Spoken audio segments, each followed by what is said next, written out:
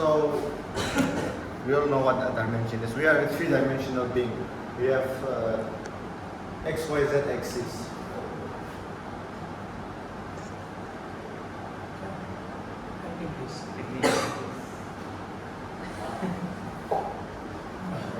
So yeah.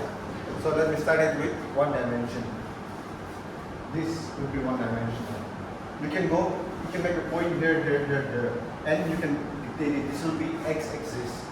So if we were to name it as 1, 2, 3, 4, 5, you could say that x1, then that will represent this point. But since this is only one dimensional, this is too deep to show it in one dimension. But I cannot show it in one dimension, so I'll just be thinking of it as a one point.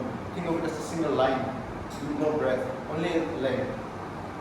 I don't know if you can. Something very thin that you cannot have any breadth, only length. So that will be one dimension.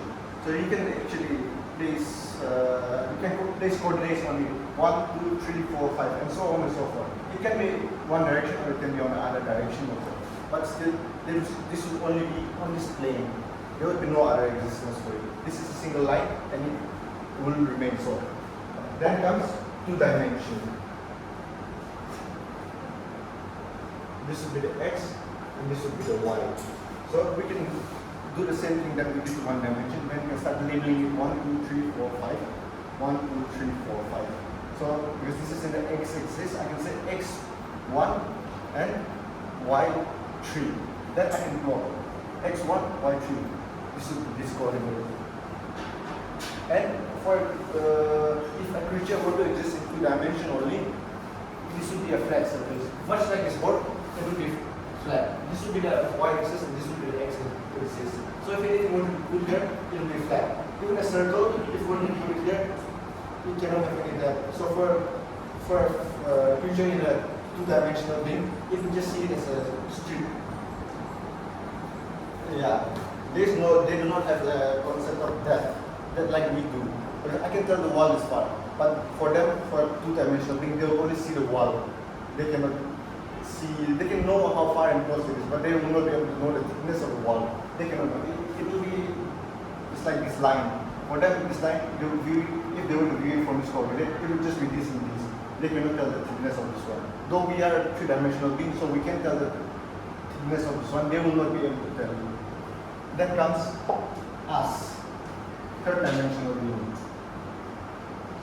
This will be x, y, and z. So same thing applies. 1, 2, 3, 4, 5. 1, 2, 3, 4. 1, 2, 3, 4, 5. So when I'm standing here and I take it as that, I will take that as y, z, x, and if I take it as z, for me to name my coordinate, I could say, if I take this as a 4, I could say 13 on z, 3 on y, and 2 on x. Then that will be my coordinate of this time that I'm placing it right here. This is very basic, so I'm pretty sure you will understand it, but I just wanted to enumerate it. Because after this, that comes to the fourth dimension, which I don't know if I can explain it, but there is an example of it. It's called a tesseract. And how do you go about it? That's the last.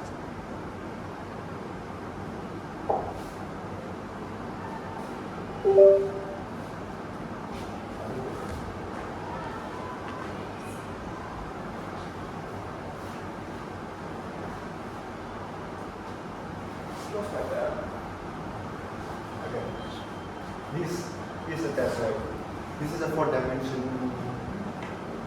object in fourth dimension that is being shown in a third-dimensional world. It cannot exist in our world because we are three-dimensional beings. We are limited by our dimension, so we cannot exist. But we have an idea of it. This is how it would look like if it were to be viewed. But this is in a third dimension, so it's not really that. We do not know how it will look like. We only have an idea. And supposedly, if you were to cut it in a very right angle, this would produce a cube. Not just a random thing, but it would produce a cube, a perfect cube that we know of. And also, there's a very interesting thing about dimensions. This is called a Morgan strip. It is one direction. It is one thing, yes. It's one dimension only. So if I were to take a pen And then I mark it from here. If I start from here and I keep traveling one direction, I will end up in the same direction that I traveled in.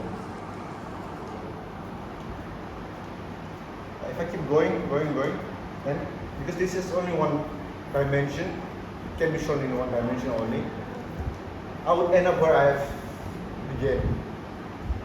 Yes, this would be. I do not have to leave my pen. If I just go the whole way, it will end up in the same direction. If I strip it off, everything is covered. Everything is a surface area. One surface area. So if you are interested, I have some. It is very easy to make, and I just wanted to understand it. And another interesting thing about it is, if you were to cut it, this is a bigger one that is too small for me to cut. If you were to cut it, instead of it becoming two separate entities, it will become a bigger one.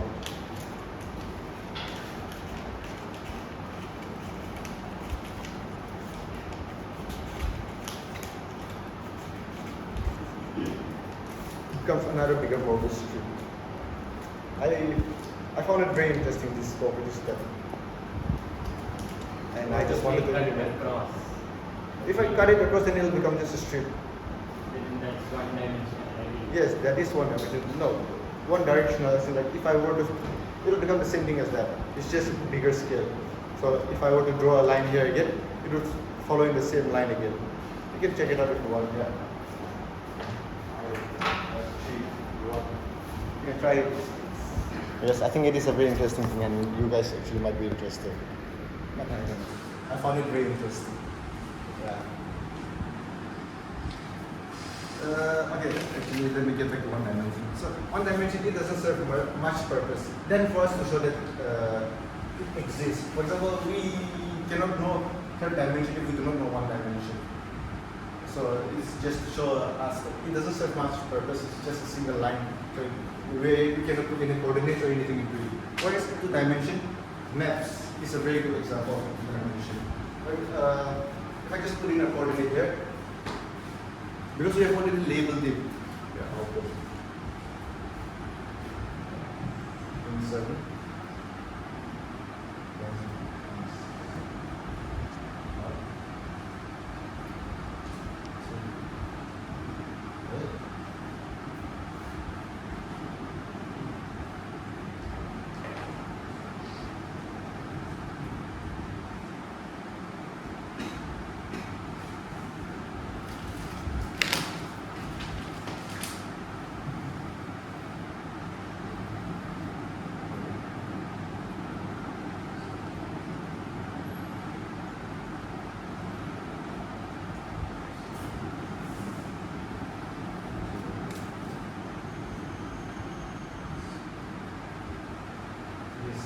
Is the coordinates of Taj Mahal.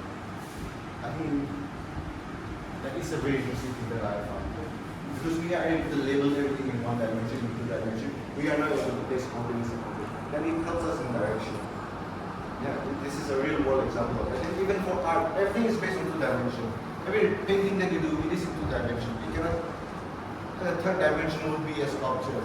So every painting is two dimensional. And you can try to show a perception of depth and such, but it is still two dimensional only. And for third dimension, a very good example would be medical imaging. So we are three-dimensional being, we all know what X-ray is. We see a picture of us and we see our bones, but it is two-dimensional. Whereas for it to be more precise and to be more, more precise only, and to get a better understanding of it, we would need a CT scan or an MRI, which shows it in three-dimensional. Because we can take angles, we can take a picture from different angles, and it shows in 3 dimensions. Now, that is a real life application of this. And in a fourth dimensional, that is a tesseract, and then there is a very interesting thing called a client model. This is just like a Morbius strip. It has only 1 dimension, but it exists in 4 dimensions only, so we are not able to perceive it in 3rd dimension.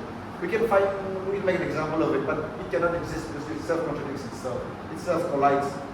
For example, in this strip, it doesn't close one way, it doesn't collide with itself, it doesn't contrast itself. But a Morbius strip, it does. A client bubble, it does in our 3rd dimension, so it cannot exist. But there's a theory of it, and it's mathematically accurate. That's what I want to say. Thank you.